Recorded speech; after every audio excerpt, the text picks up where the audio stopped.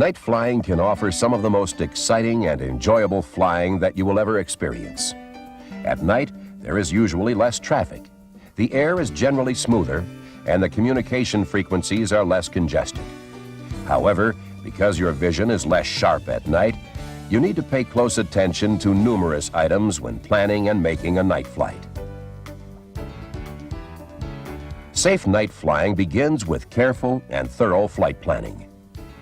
Because of the visual limitations of night flying, chart references and the altimeter may be your only reliable means of determining altitudes sufficient for terrain and obstacle clearance. You should also have available the adjacent chart if your route of flight will take you near the edge of the sectional.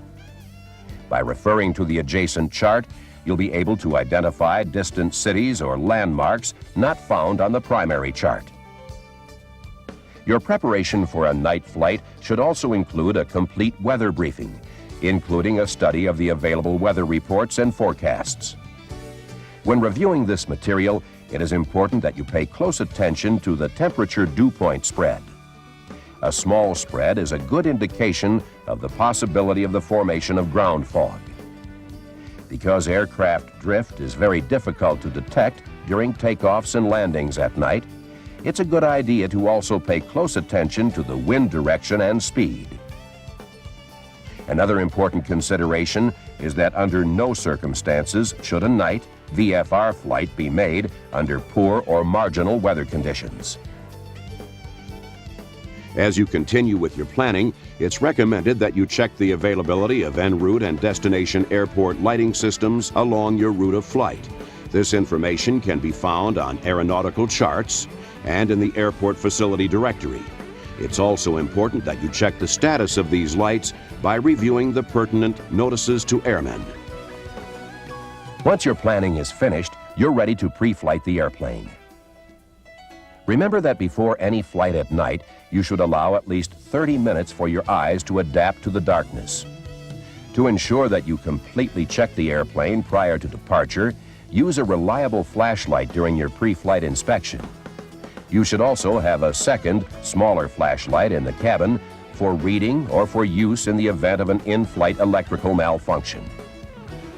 As you conduct your pre-flight inspection, avoid shining the flashlight directly into your eyes. This could destroy your night vision, requiring you to readapt your eyes to the dark. Part of your night pre-flight inspection should include a check of all aircraft lighting. Besides assuring that the anti-collision lights are working, you must check your position lights, which are required by regulation for any operation between official sunset and sunrise. These lights help other pilots identify your direction of travel. When doing this, it's a good idea to tap the lens of the light to check for any loose connections. If the light blinks when tapped, the light should be fixed prior to departure. Although landing lights are not required unless the aircraft is operated for hire, most airplanes are equipped with one, and it should also be inspected. You should also check cabin lighting during your pre-flight to make sure the instrument panel is clearly visible. Once you have completed your visual inspection, it's wise to check the ramp area for hazards. Things such as tie-down ropes, chocks, and step ladders are more difficult to see at night, and a quick check of the surrounding ramp area could prevent a mishap during taxi. Before starting the aircraft, take some time to thoroughly familiarize yourself with the location of all instruments, controls, and switches. Fumbling for them in the dark can be confusing and dangerous. While cockpit organization is important at all times, it's especially important at night. Knowing where everything is located will make it easier to find your computer, sectional, or even a pencil. One way to keep from losing essential items in the dark is to use a clipboard or mat board to fasten charts, navigation logs, and other essentials in a known location. As an additional aid, be sure your sectional is open to the proper panel and your route of flight is clearly visible. During an engine start at night, use extra caution. In addition to the normal call-out of clear, turning on the position lights or momentarily flashing other aircraft lights will alert others in the area. Before taxiing, especially at an unfamiliar airport, you might want to request taxi instructions. Then, when ready to taxi, turn on the taxi or landing light. Because taxi lights do not cast very wide beams and illumination to either side of the aircraft is limited, taxi speeds should be slower at night. When approaching another aircraft, be courteous and turn the landing light off, if safety permits. This will avoid temporarily blinding the oncoming pilot. As you're taxiing, if there is ever any doubt about where you are or how to get somewhere, don't hesitate to ask. It's also important to remember that when you receive a runway holding or hold short instruction, you must read it back to the controller.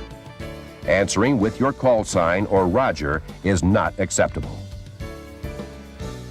Before taking off, it's important that you conduct a thorough run-up. Since it's not as easy to detect an unintentional forward movement at night as it is during the day, it's a good idea to use the parking brake. By carefully completing all of the items on the checklist, you can detect potential problems which might arise. Before taxiing onto an active runway for takeoff, you should carefully check the final approach course for aircraft. At non-tower airports, it is recommended that you do a slow 360-degree turn in the same direction as the flow of air traffic while closely searching for other aircraft in the vicinity. After ensuring that the final approach and runway are clear of other traffic, you are ready to taxi onto the runway for takeoff. It's important to note that during night operations, ATC will not issue a clearance to taxi into position and hold for intersection departures. During a night takeoff, the runway center line and runway lights provide visual references for directional control. As you begin the takeoff roll, maintain directional control by selecting a reference point down the runway, such as the point where the runway lights appear to converge. Having fewer reference points at night can make it more difficult to establish the proper climb attitude, especially over sparsely populated areas. Therefore, you should use your flight instruments to help establish the proper attitude. As you gain altitude, more distant highways, cities, and lighted areas may become visible. On a clear, moonlit night, it may be possible to determine the outline of terrain and other surface features. Flying at higher altitudes at night will increase your visibility for pilotage, radio navigational reception, and gliding distance. However, you need to consider the existing weather and oxygen requirements at these altitudes. Scanning at night is another important consideration.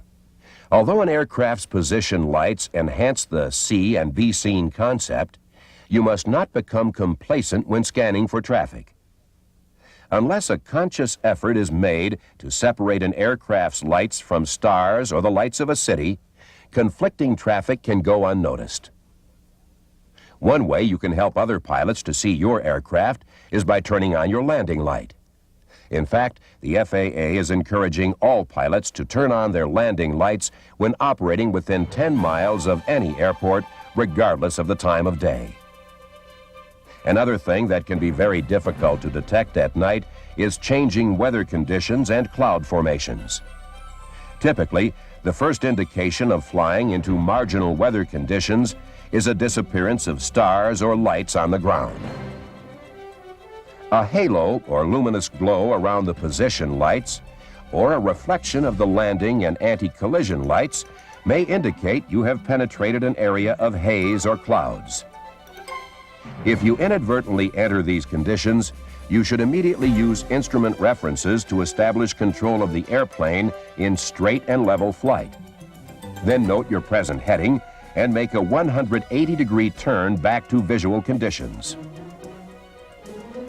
To help avoid accidentally flying into instrument weather, you should continually update your weather briefing by contacting En route Flight Advisory Service or any flight service station along your route. Your concern for changing weather conditions should be combined with careful planning for emergencies. If you need to make a forced landing, finding a suitable field presents special problems.